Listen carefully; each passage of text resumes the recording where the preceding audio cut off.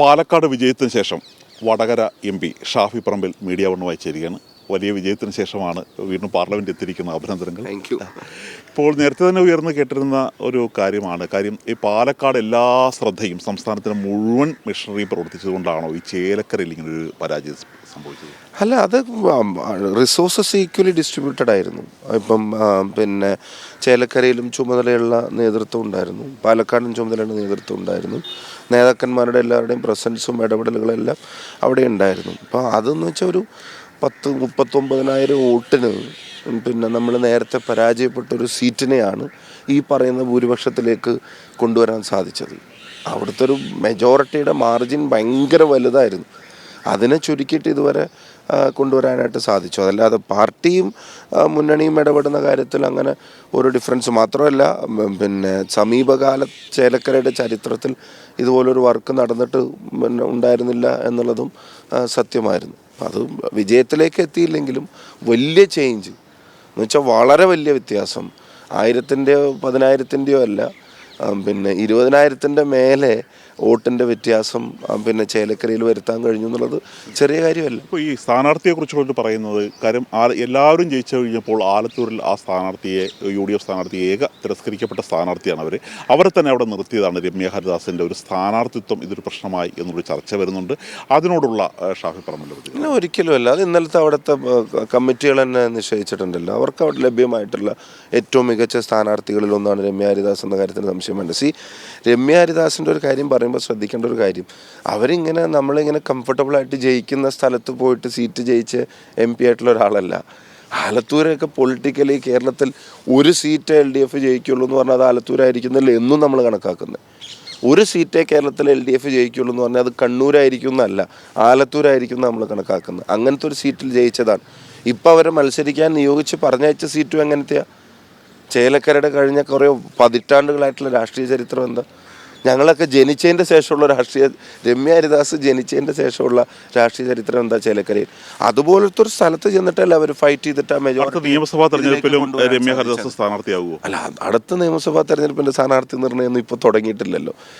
പിന്നെ അതൊക്കെ പാർട്ടി ആ സമയത്ത് എടുക്കുന്ന അവർക്ക് വളരെ കംഫർട്ടബിളായിട്ടുള്ള സീറ്റിൽ മത്സരിക്കാൻ അവസരം കൊടുത്ത് ജയിച്ചു വന്ന ഒരാളല്ല.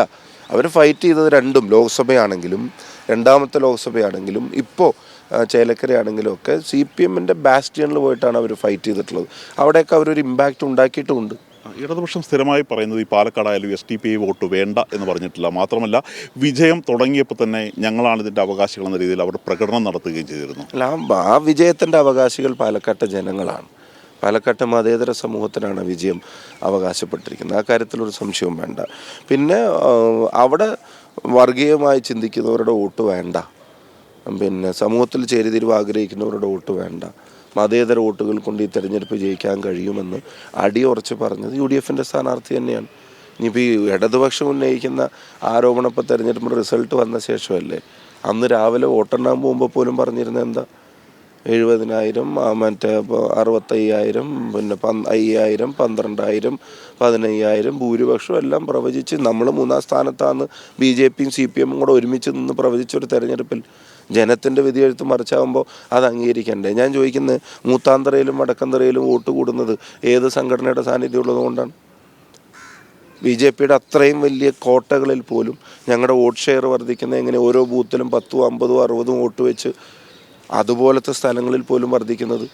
നോർത്ത് ബെൽറ്റ്, പുത്തൂർ, കൽപ്പാത്തി, ശേഖരപുരം ഉൾക്കൊള്ളുന്ന പാലക്കാട്ടെ നോർത്ത് ബെൽറ്റിൽ എങ്ങനെയാണ് UDFന് ഇത്രയും വോട്ട് കൂടി വരുന്നത്? അവിടെ എല്ലാ ജാതി മത സമൂഹത്തിനപ്പുറത്തേക്ക് എല്ലാവരും രാഹുലിൻ്റെ വിജയം ആഗ്രഹിച്ചതിൻ്റെ പേരിലാണ് ഇത്രയും വലിയ നിങ്ങളൊരു 1000-2000 വോട്ടിന് ജയിച്ചൊരു തെരഞ്ഞെടുപ്പിൽ ഇത്തരം ക്ലെയിം വെക്കുന്ന പോലെ 18,400 വോട്ടിൻ്റെ പിന്നെ ഭൂരിപക്ഷത്തിനാണ് 18,800 വോട്ടിൻ്റെ ഭൂരിപക്ഷത്തിനാണ് ജയിച്ചിരിക്കുന്നത്. അപ്പോൾ അത് അവിടുത്തെ ഏതെങ്കിലും ഒരു ജാതിയുടെയോ മതത്തിൻ്റെയോ കമ്പാർട്ട്മെൻറ്റിലാക്കാൻ പറ്റിയ ഒരു വിജയമല്ല. ഹോൾ പാലക്കാട് ആഗ്രഹിച്ചൊരു വിജയം. എല്ലാവരും കാത്തിരിക്കുന്നത് പ്രിയങ്ക ഗാന്ധിയുടെ സത്യപ്രതിജ്ഞയ്ക്കാണ്. അതെന്നുണ്ടാകുമെന്നുള്ളൊരു അറിയിപ്പ് കിട്ടി. ഇപ്പോൾ ഇന്ന് രാവിലെ നമ്മുടെ പാർലമെൻ്ററി പാർട്ടി മീറ്റിംഗ് ഒക്കെ ഉണ്ട്. അതിനകത്ത് ഇൻഫർമേഷൻ കിട്ടുമായിരിക്കും, കമ്മ്യൂണിക്കേഷൻ കിട്ടുമായിരിക്കും. രാജ്യം കാത്തിരിക്കുന്ന സത്യപ്രതിജ്ഞയാണ്. പോളിംഗ് കുറഞ്ഞപ്പം എല്ലാവരും വിചാരിച്ചു വയനാട്ടിലെ ഭൂരിപക്ഷവും കുറയുമെന്ന്. പക്ഷെ പോൾ ചെയ്യാൻ വന്നവരുടെ മനസ്സിൽ പ്രിയങ്ക ഗാന്ധി മാത്രമേ ഉണ്ടായിരുന്നുള്ളൂ എന്ന് തെളിയിക്കുന്ന ഭൂരിപക്ഷമാണ്. ഇത്രയും 10% വോട്ടിംഗ് കുറഞ്ഞിട്ടാണ് 4 ലക്ഷത്തിലധികം വോട്ടിന് പ്രിയങ്ക ഗാന്ധി അവിടെ നിന്ന് ജയിച്ചു വരുന്നത്. നമുക്ക് ദേശീയ രാഷ്ട്രീയത്തിലേക്ക് വരേണ്ട ഈ അദാനി വിഷയം എന്നും ഉയർത്തുകയാണ്. JPC ഉൾപ്പെടെയുള്ള ചോദിക്കുന്നു, അവർ അനുവദിക്കുന്നില്ല, പാർലമെൻറ്റ് സ്തംഭിപ്പിക്കുന്നു. പക്ഷേ അമേരിക്കയിൽ ഇപ്പോൾ കേസെടുത്തിരിക്കുകയാണ്. പക്ഷേ എങ്കിലും ഈ അദാനി സ്വതന്ത്രനായി നടക്കുന്നു എന്നുള്ള കാര്യത്തിലാണ് രാഹുൽ ഗാന്ധി പറയുന്നത്.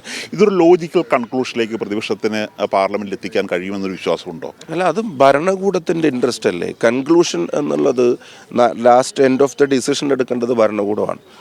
ആ ഭരണകൂടം കണ്ടിന്യൂസ് ആയിട്ട് മറ്റിവിടുത്തെ സാധാരണ ജനങ്ങളുടെ മേലെ താല്പര്യമില്ല, ഇവിടുത്തെ മണിപ്പൂർ ഉൾപ്പെടെയുള്ള വിഷയങ്ങൾ പരിഹരിക്കാൻ താല്പര്യമില്ല. പക്ഷെ അദാനിയുടെ പ്രൊട്ടക്ഷൻ ഭരണകൂടത്തിൻ്റെ പ്രൈം അജണ്ടയാണ്. ഇപ്പം അമേരിക്കയിലെ ഗവൺമെൻറ് കേസെടുക്കുന്നതിൻ്റെ കാരണം എന്താ? അവിടുത്തെ ഇൻവെസ്റ്റേഴ്സിൻ്റെ ഇൻട്രസ്റ്റ് പ്രൊട്ടക്റ്റ് ചെയ്യാനുള്ള ബാധ്യത അവർക്കുണ്ടെന്നുള്ള തിരിച്ചറിവാണ്. അവിടുത്തെ പൗരന്മാരുടെ, അവിടുത്തെ ഇൻവെസ്റ്റേഴ്സിൻ്റെ താല്പര്യങ്ങളെ പ്രൊട്ടക്റ്റ് ചെയ്യാനുള്ള റെസ്പോൺസിബിലിറ്റി അവർക്കുണ്ടെന്ന് കരുതുമ്പോഴാണ്. ഇവിടെ സെബി ഉൾപ്പെടെയുള്ള ആളുകൾ ചെയ്യേണ്ട കാര്യമാണ് അവിടെ ചെയ്തത്.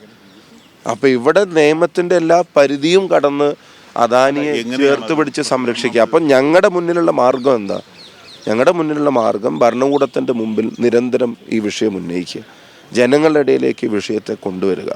അതിൽ ഞാൻ പറയുന്നു, മറ്റൊരു രാഷ്ട്രീയ പ്രസ്ഥാനം എടുക്കാത്ത സ്റ്റാൻഡ് കോൺഗ്രസും പ്രതിപക്ഷവും എടുക്കുന്നുണ്ട്.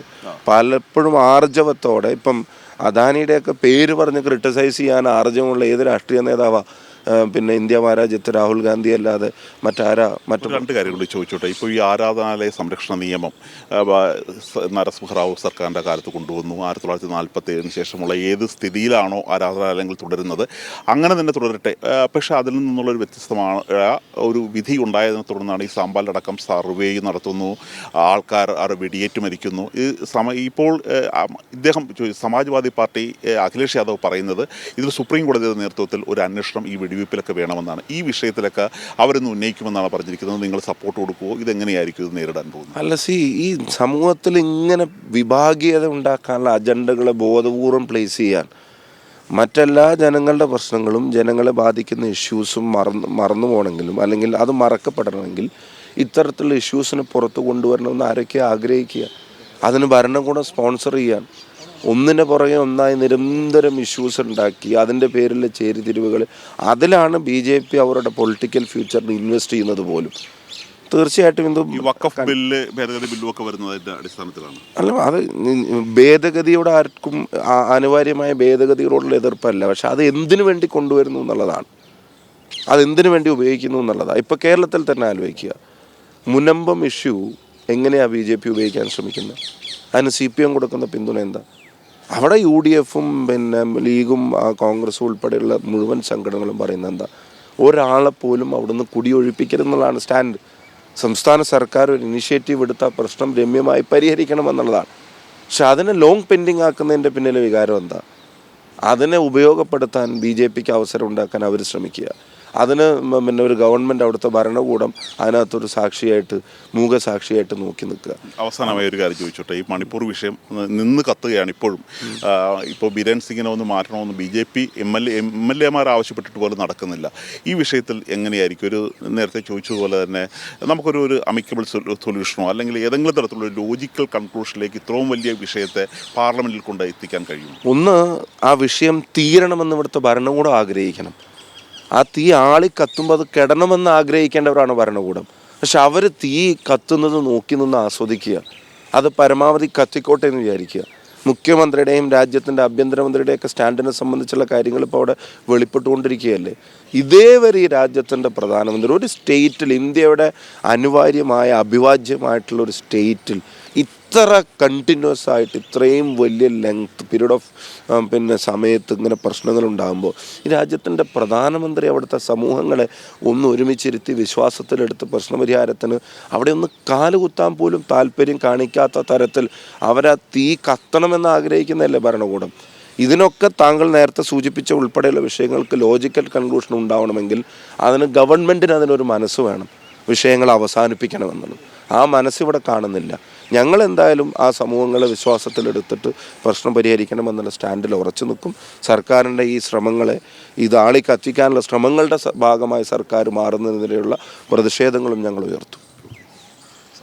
അതായത് പാർലമെൻറ്റിൽ വളരെ ശക്തമായിട്ട് തന്നെ ഈ തരത്തിലുള്ള വിഷയങ്ങൾ ഉന്നയിക്കാൻ തന്നെയാണ് പ്രതിപക്ഷം തീരുമാനിച്ചിരിക്കുന്നത്. മണിപ്പൂർ വിഷയം, വഖഫ് ഭേദഗതി നിയമം ഉൾപ്പെടെയുള്ള വിഷയം, സംഭാലിലെ വെടിവെപ്പ് തുടങ്ങിയ വിഷയങ്ങളെല്ലാം പാർലമെൻറ്റിൽ പ്രതിപക്ഷം ശക്തമായിട്ട് തന്നെ ഉയർത്തും എന്നാണ് പ്രതിപക്ഷ എം പിമാരും ഷാഫി പറമ്പിലും നമ്മളോട് അറിയിച്ചിരിക്കുന്നത്.